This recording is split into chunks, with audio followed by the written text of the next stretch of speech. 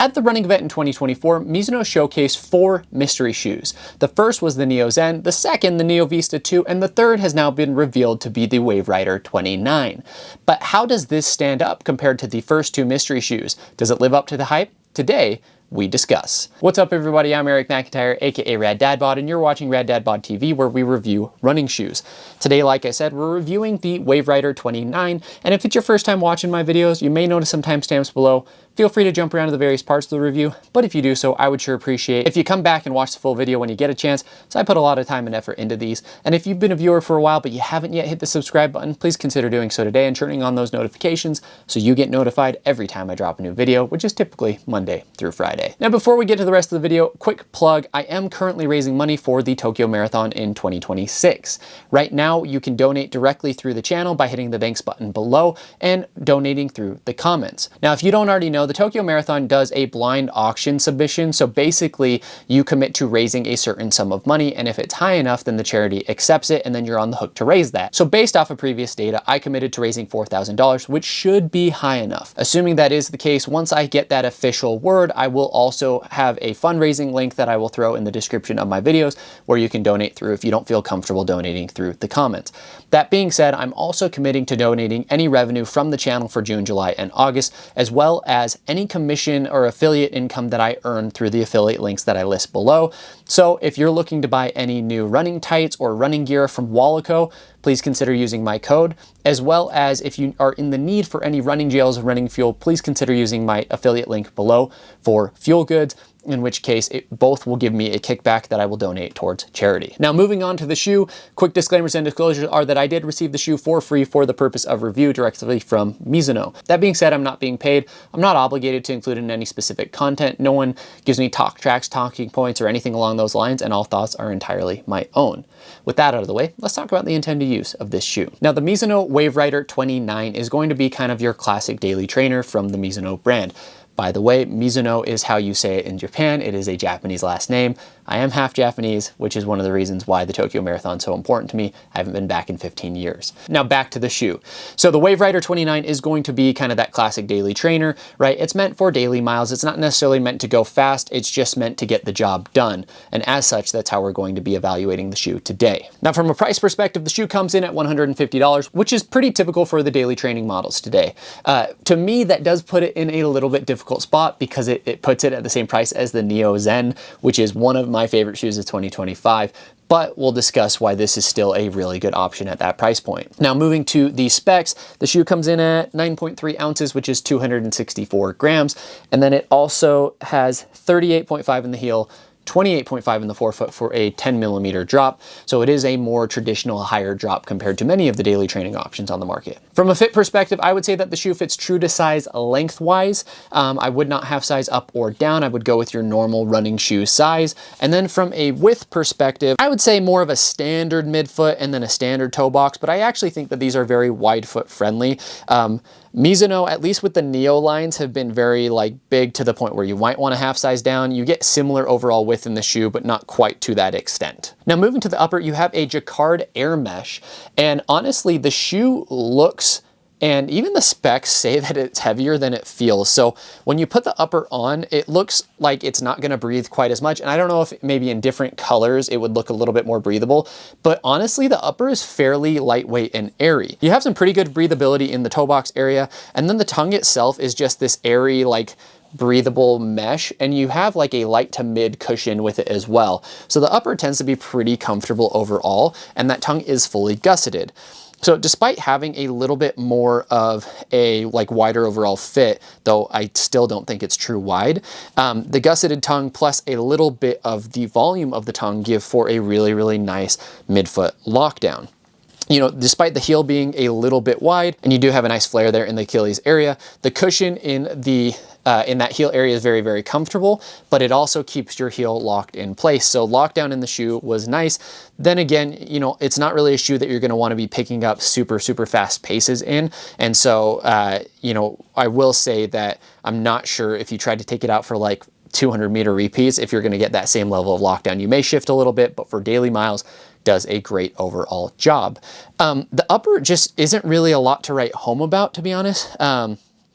You know, I think like if I had one complaint about the shoe, like while I love the colorway, I do feel like the aesthetic maybe feels a little bit more old school, but some people really, really like that. So if you're looking for more of an old school traditional upper feel, but with a little bit of modern, like lightweight flair, that's what you're gonna get with this upper here. Now, where the shoe really, really shines to me is in the midsole. The midsole is Mizuno's Energy NXT or Energy Next foam, and it is actually a new version of Energy NXT. So it is still nitrogen infused EVA.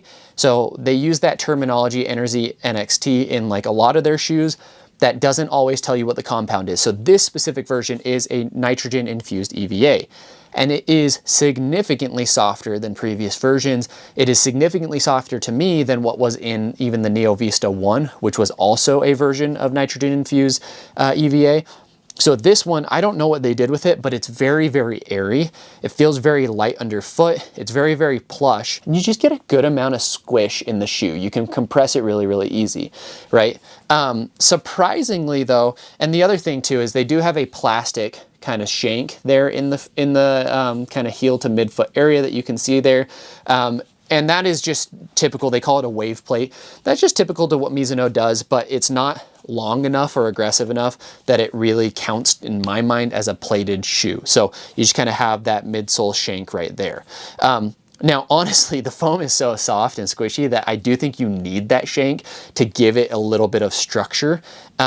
And then on top of that, you know, I'm actually like a little bit surprised on the rebound that you get in the shoe, right? I'm not saying it's a fast shoe by any means, right? It's not a shoe you want to do workouts in, but you do get a little bit more bounce in the shoe than I expected.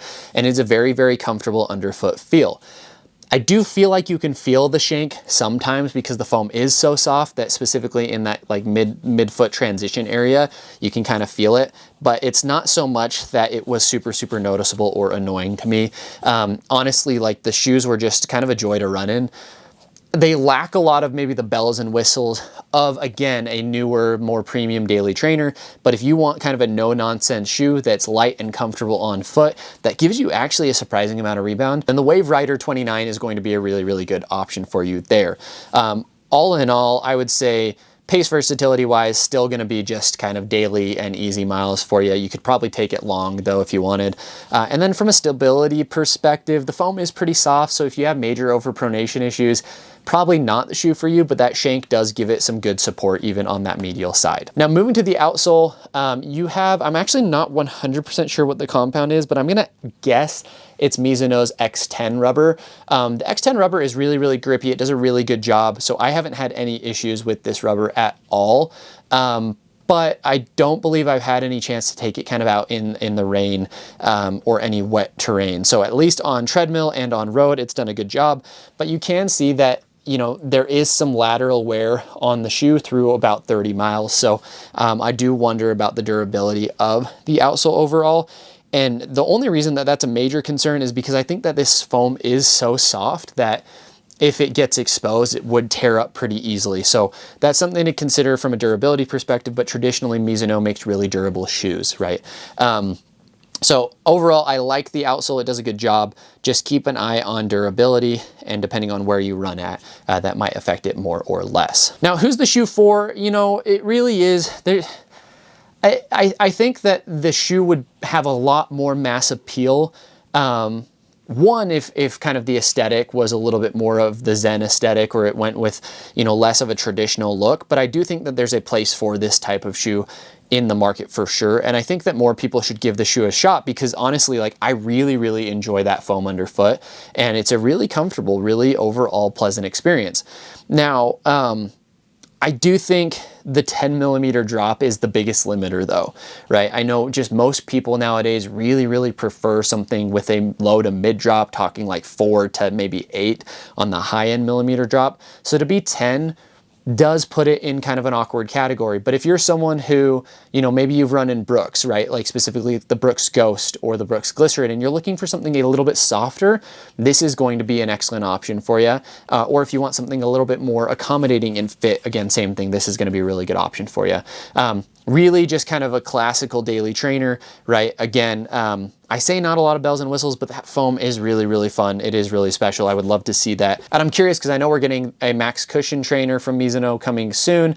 And I'm wondering if they integrated this specific foam in it, because if so, I think that that could be a lot of fun. It could be very, very plush. So ultimately, I think if you are someone who likes a higher drop and you're looking for like an easy, steady, mile shoe, this is going to be a really, really good option for you. Just some final thoughts. You know, Mizuno is not a brand that I really had on my radar in the past. When the Neo Vista 1 came out, I was really excited to try those, and transparently, they just didn't really work for me, you know, but a lot of people really, really love them. And I love that Mizuno wasn't afraid to kind of deviate from their normal style and try something completely new. Fast forward to this year, and I've kind of been blown away by the brand. You know, almost every shoe that they put out has been really, really high quality, really, really fun. Their new foams are absolutely phenomenal. And I know that there's just more coming from the brand as well. So I'm really, really high on the future of Mizuno. And I do have a huge soft spot for the brand, being a Japanese brand, having grown up in Tokyo. You know, I'll be there in 2026 for the Tokyo Marathon, and I'm half tempted to go and run the Osaka Marathon as well, which is the marathon that Mizuno sponsors. At the very least, I would love to go check out their old headquarters, because a lot of people don't know, but they actually moved their HQ to, I believe, to Norway. So that they could continue to be closer to some of the elite athletes that they work with, so they can continue to innovate in their shoes. Anyway, if you watched this far, I sure appreciate you. Please let me know in the comments what questions you have about the Wave Rider 29, as well as what I could be doing to make these reviews even better and more entertaining for each and every one of you. Also, if you watched this far but you haven't hit the subscribe button, please consider doing so now. And if you'd like to help me get to Tokyo, please consider using my affiliate links below, or leaving a thanks in the comments where you can donate directly, or just stay tuned for the fundraising link that should be coming in the coming weeks. Lastly, I'll leave you guys with a question as always, which is, what is your impression of the Mizuno brand? Do you feel like they're up to par with the rest of the market in 2025, or do you still feel like they're missing something? Let me know in the comments below. Thanks, everybody.